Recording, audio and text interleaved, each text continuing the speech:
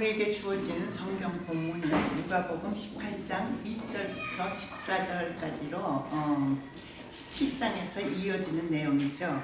17장에서 예수님께서 제자들에게 종말에 겪을 여러 가지 몇 가지 일을 얘기를 하니까 37절 제자 하나가 물어봤죠. 주님, 어디에서 그런 일이 일어나겠습니까? 하고 물어보니까 예수님께서는 딱 어디라 하고 말씀하시지 않고 이렇게 좀 돌려서 얘기를 하죠. 죽음이 있는 곳에 독수리들이 모여들 것이다 그 말씀하셔요. 그러니까 종말은 갑자기 오지만 그 전에 여러 가지 징조들이 보일 것이다. 여기까지 들은 제자들이 착잡한 심정이 되었는지 하여튼 굉장히 낯빛이 어두워졌는지 근심을 하고 있으니까 안심시키는 것이에요. 그것이 18장의 내용인데, 그래서 18장 1절은 예수께서 제자들에게 늘 기도하고 낙심하지 말아야 한다는 뜻으로 비유 하나를 말씀해 주셨어요. 그러니까 이 비유의 목적은 그러니까 기도하고 낙심하지 않으면은 그렇게 그런 일 당하지 않아 하고 안심시키는 것이죠. 그래서 이 비유를 잠깐 보면은 아주 간단한 것이에요. 등장인물이 딱 둘이에요. 재판관하고 과부. 유대 사회에서 과부나 고아는 아주 그 약자의 대명사죠. 그래서 언제나 경제력도 없고 또 능력도 없고 언제나 도움의 대상자가 되는 존재들이고, 근데 이 중에 하나가 무슨 권리라고 이렇게 여기에 설명이 되어 있지는 않았지만 권리를 잃었어요. 적대자에게 권리를 잃었기 때문에 그것을 찾아달라고 이제 끈질기게 재판관을 찾아가서 호소를 하죠. 그런데 이것을 듣는 재판관은 어떤가? 2절에 있죠. 하나님도 두려워하지 않고 사람도 존중하지 않는 아주 뭐라 그러나 오만불선하고 그냥 방자한 그런 재판관이죠. 아무리 이러한 인격적으로 하자가 있는 재판관이라도 자기 할 일은 해야죠. 과부든 누구든 와서 탄원을 하면 그걸 들어줘야 하는데 그냥 무시해버렸는가 봐요. 왜 그랬을까? 아마도 뭐 이 과부의 탄원을 듣고 재판을 해줬자 생기는 게 없어서 그렇지 않았을까 하고 짐작이 되는데, 그렇기 때문에 예수님께서 말하실 때 6절에 보면은 재판관이라고 말할 때 그 앞에 불의한이라는 형용사가 붙죠. 어쨌든 이런 사람한테 가서 탄원을 하는데 들어주지 않으니까 줄곧 그냥 끈질기게 찐득이 작전으로 그렇게 하니까 마침내 들어주는데 직분 때문에가 아니고 그가 자꾸만 찾아와서 나를 못 견디게 할 것이다. 그렇기 때문에 귀찮아서 들어준다 하고 여기까지가 비유예요. 그러니까 예수님께서 이 비유를 말씀하시면서 뭐라 그랬냐면 하물며 하나님이랴 하는 뜻으로 8절에 하죠. 7절에 보면은 하물며가 없지만 개역성경에는 하물며라는 단어가 있어요. 그래서 하물며 하나님께서 자기에게 밤낮으로 부르짖는 택하신 백성의 권리를 찾아주시지 않으시고 모른 채 하고 오래 내버려 주시겠느냐? 그렇지 않다. 하나님은 그렇지 않으니까 안심해라 하는 얘기예요. 여기까지 얘기하고 한번 우리가 그러면 이 비유의 핵심은 무엇인가를 좀 생각해 볼 필요가 있죠. 보면은 끈질긴 기도하고 또 낙심하지 말라는 그 두 문구는 나란히 있어요. 근데 어디에 더 핵심이 있는 것인가를 우리가 생각해 봐야 돼요. 끈질긴 기도는 간구하는 자의 태도에 중점을 두고 본 것이고, 낙심하지 말아라 하는 것은 하나님의 성품에 중점을 두고 한 이야기죠. 네, 많은 사람들이 기도를 한 다음에 응답에 더 관심이 많아요. 내가 그러니까 무엇을 얘기를 했을 때, 그러니까 얘기로 무슨 내 바라는 것을 아뢰었을 때 이것이 언제 응답이 오나 거기에 더 관심이 많거든요. 그렇기 때문에 하는 사람들이 이 비유의 핵심은 끈질긴 기도라고 생각하고 싶어해요. 그런데 그랬을 때 패단이 몇 가지 여기에 있는 적었거든요. 우선 말이죠. 기도는 무엇인가? 성경에서 말하는 기도는 영적인 호흡이면서 이것이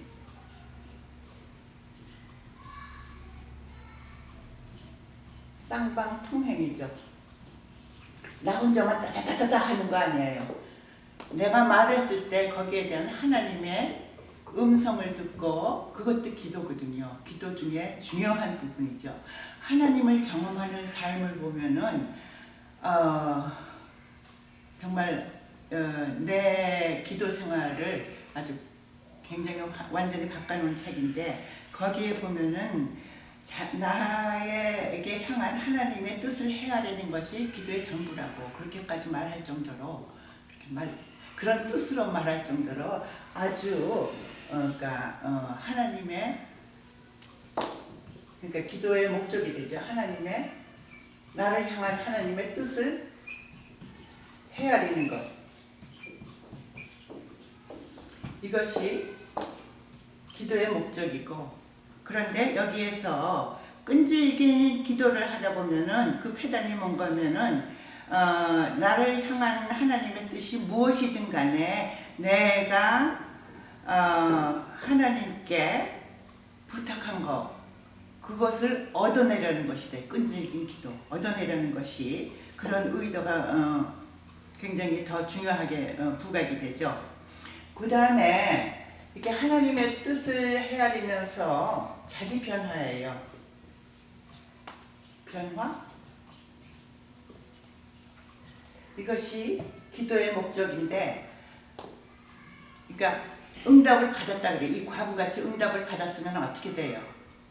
자기 기도로 인해서 여기에 쓴 것 같이 하나님을 변화시켰다 하고 생각할 수가 있잖아요. 이것이 패단이죠.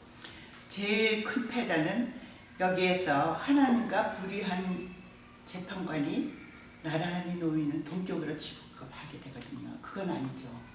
그렇기 때문에 여기에서 우리가 끈질긴 기도보다는 낙심하지 말라 하는 그것에 비유의 핵심이 있다는 거, 그거를 좀 짚어주세요. 그래서 뭐라 그러나 과부의 그 찐득이 작전을 그 끈질긴 기도의 모범답안으로 이렇게 생각하고 그냥 자기 할 말만 하고 그냥 그렇게 주여주여 하면서 그 응답에만 관심이 있는데 그 기도는 아니라 하는 것이죠. 아니라는 것보다도 내가 말을 잘못했나? 아니라는 것보다도 여기에서 예수님이 하신 말씀은 그것이 아니고 너희들은 이러니 낙심하지 말고 안심해라 하는 것이죠. 그러면서 예수님은 뭐라 그러시냐면은 하지만 8절 인자가 올 때 세상에서 믿음을 찾아볼 수 있겠는가. 그렇지만 인자가 올 때 그러니까 앞으로 미래 그러니까 지금보다 더 발달한 그 과학의 세계 거기에서 정말 믿음을 지키고 그렇게 기도하고 낙심하는 사람이 많을까 하고 그것을 한탄처럼 얘기를 하시죠. 근데 가만히 생각을 해보면 지금 왜 하나님을 믿지 않아요? 눈에 보이지 않고 만져지지 않고 그래서 안 믿는다고 못 믿겠다고 하는 사람들이 많죠. 비물질적인 거, 이 세상에는 근데 물질만 있는 것이 아니고 비물질적인 것이 있죠. 뭐예요? 내가 다른 사람한테 너 정신 있어? 없어? 하면은 나 정신 있어 하고 너 그럴 마음이 있어? 물어보죠. 마음, 정신 다 물질적인 거지만 다 있는 것이죠. 눈에 보이고 손에 만져지지만 않는 것이죠. 하나님도 영적인 존재이기 때문에 그렇다고 생각하면 믿을 수가 있는데 정말 그런 믿음을 가진 사람이 얼마나 있는가. 이렇게 기도하고 낙심하지 않는 것은 믿음이 받쳐줘야 하는데 하고 예수님이 그렇게 염려를 하신 것이에요. 그것이 1절부터 8절까지의 얘기고 그 다음에 기도는 열심히 하되 이런 기도는 하지 말아라 하고 한 것이 또 비유로 말씀하셨어요. 그래서 바리새파 하나하고 세리가 기도를 하러 예루살렘으로 올라가요. 근데 과부가 유대 사회에서 약자의 대명사이듯 세리는 유대 사회에서 죄인의 대명사죠. 그러니까 바리새파 사람 얼마나 의롭고 가식적이고 위선이고 그런 사람하고 이제 세리 죄인의 대명사하고 둘을 이렇게 또 대조를 하는 것이죠. 그래서 바리새파 사람은 11절부터 12절에 보면은 기도를 하는데 이웃과 비교했을 때 나는 죄도 안 지었고 간음도 하지 않았고 불의한 자와 같이 간음도 하지 않았고 더더구나 세리와 같지는 않습니다. 이것이 옳은 기도가 아니라는 것이죠. 그러니까 이웃, 성경에서 말하는 이웃은 비교의 대상이 아니고 나눔의 대상이죠. 그런데 이 사람은 저 사람보다는 내가 나 하고 그거를 감사 기도를 드렸어요. 이것은 아니라는 것이고, 그 다음에 보면 12절에 보면은 일에 2번씩 금식하고 대단하긴 해요. 그죠? 일에 그 2번씩 금식하고, 그러니까 일주일에 2번, 내 모든 소유득의 11절을 바칩니다. 당연히 해야 하는 것이야. 이것은 율법을 맡은 사람으로서는 당연히 해야 하는 것인데, 이것을 막 자랑을 하듯이 기도에 포함시키거든요. 자기 의를 드러내는 것이죠. 그래서 자기가 행위로 당연히 해야 할 것을 그것을 예수님한테 하나님한테 기도한다는 그 자체가 하나님은 들으시지 아니하신다. 어떤 기도를 들으시는가? 죄인이 하나님 이 죄인에게 자비를 베풀어 주십시오 하고 가슴을 치면서 하늘을 우러러볼 엄두도 내지도 못하고 이 죄인의 그 통회 작업하는 그 기도를 들으시고 예수님이 말씀하시죠. 이 둘 중에 누구의 기도를 들어서 누가 의인이 되는 것인가? 물론 세리라고 그렇게 말씀하세요. 그러고서 결론도 누구든지 자기를 높이는 사람은 낮아지고 자기를 낮추는 사람은 높아질 것이다 하는 그 말씀으로 끝을 내셨어요. 오늘은 여기까지입니다. 감사합니다.